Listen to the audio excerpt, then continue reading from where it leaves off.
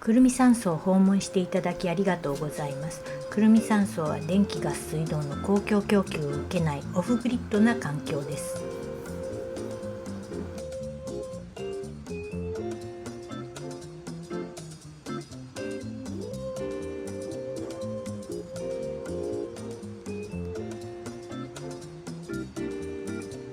ねずっちの会話を整えるという本を読み返しています。前は図書館で借りましたが、引っ越しをしてからまだ図書館の利用手続きをしていないため Kindle 本を購入しました。謎かけに興味を持っています。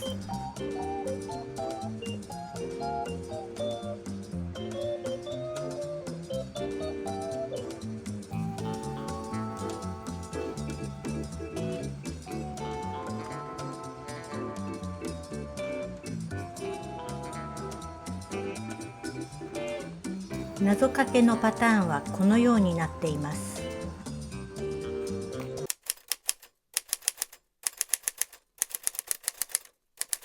私の作品を3つご紹介します。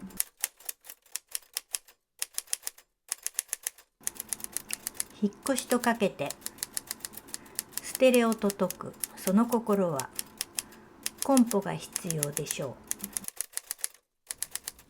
帯状疱疹とかけて大使館の地域と解く、その心は疲労が始まりでしょ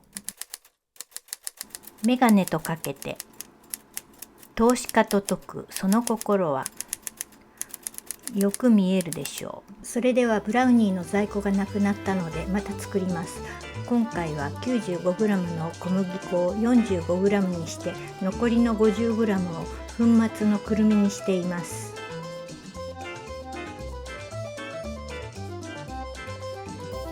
ダークチョコレートはメルボルンのクイーンビクトリアマーケットで購入したものです。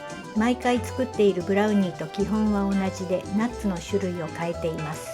このくるみは大さじ2杯ぐらいを刻みます。チョコとココアを両方使うと集中力がアップするような気がします。溶かしバターに砂糖を混ぜます。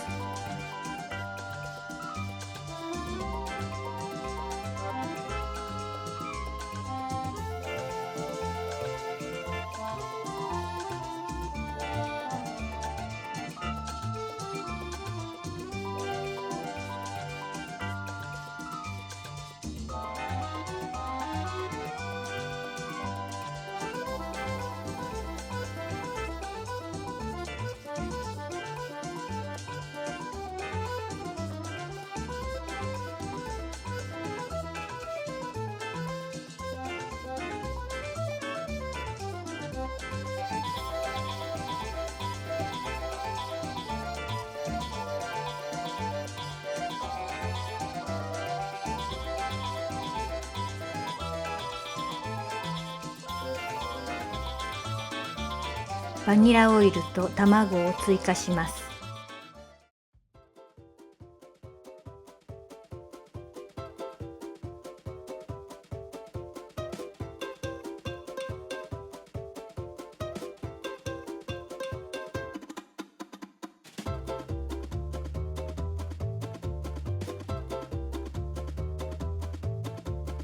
チョコとナッツ、小麦粉を混ぜます。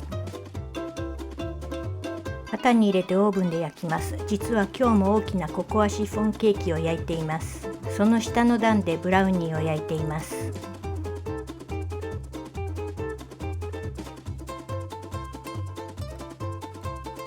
焼き上がりました。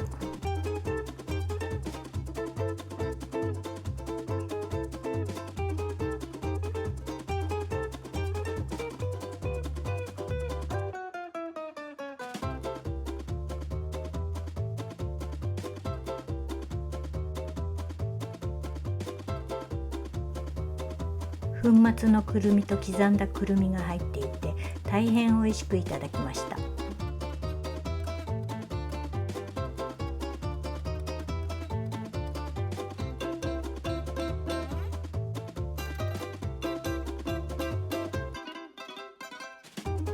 シフォンケーキの白いところは卵白が粉とミックスされず残っているところです。多めに見てください。今回は型からきれいに外すことができました。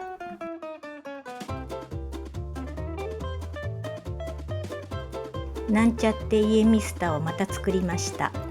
メルボルンで出会ったソフィアに野菜は揚げてから肉詰めしてねというアドバイスがあったので、今回ピーマンを短時間揚げました。ナスは揚げるのではなく焼きナスの一歩手前の状態にして肉が詰めやすいように硬さを少し残しました。ナスはくり抜いた部分も肉に混ぜています。それはソフィアのアドバイスです。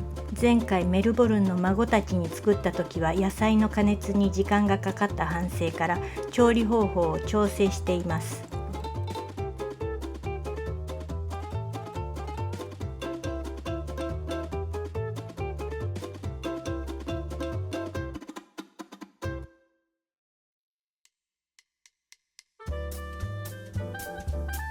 今回は加熱時間が長すぎたようです。反省点を考慮してまた作りたいと思います。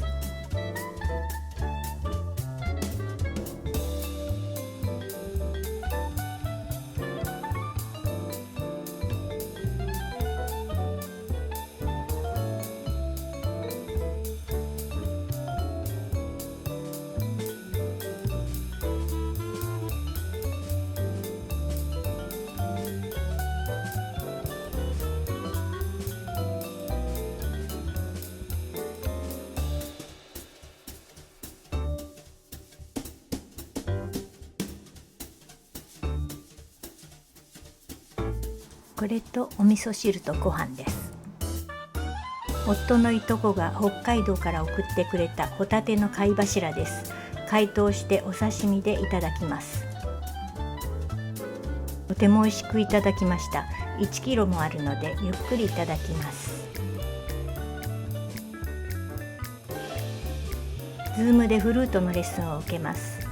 コロナ禍以降リタイアする前は Zoom で同時通訳をすることが多かったのですが、その時はいつも会議の主催者側から Zoom リンクを送っていただいていました。今はフルートのレッスンで Zoom を利用しますが、私がリンクを作成して先生をご招待しています。海外にいてもレッスンを受けることができて便利です。Zoom は会議の設定ですとフルートの音を雑音として消してしまうので、オリジナルサウンドという設定を選びます。そうすることで参加者がお互いに楽器の音を聞くことができます。まだまだ発展途上のビゼのアルルの女のメヌエットです。四季咲きのバラがまた咲き始めました。今までとても美しい花がついていたのに、暑い屋上を耐え忍び、バラも美しさを発揮できないでいます。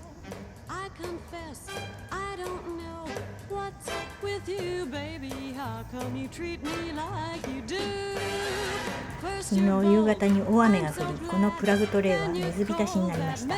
ルコロは何とかしのいだようです。朝になってから状況に気づき水を出しました。発芽のタイミングで紫花菜はひょっとしたら水と一緒に流してしまったかもしれません。発芽している種の気配もわずかにあります。今後の課題が見えてきました。トレーンの場所を変えます。よく見ると種はまだあるようです。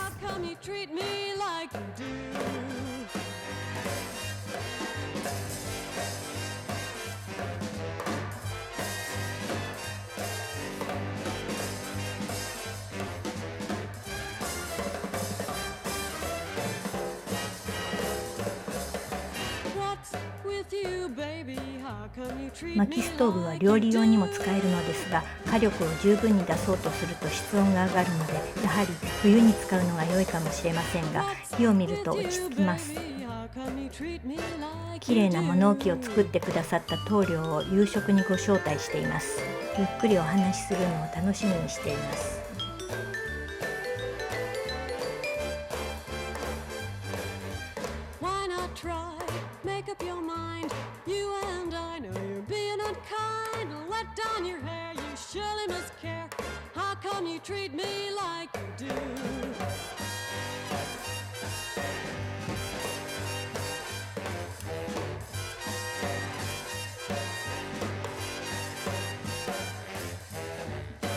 Treat me like you do.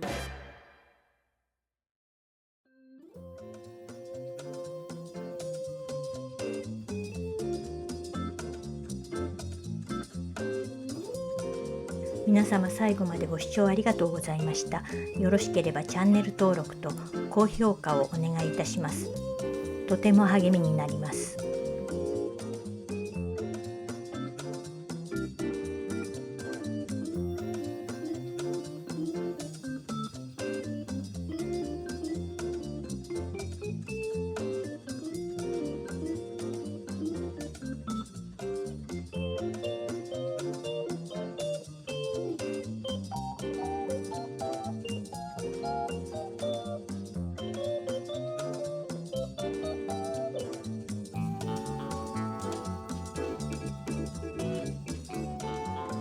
夏休みとかけて六法全書と解く、その心はどちらも熱いでしょう。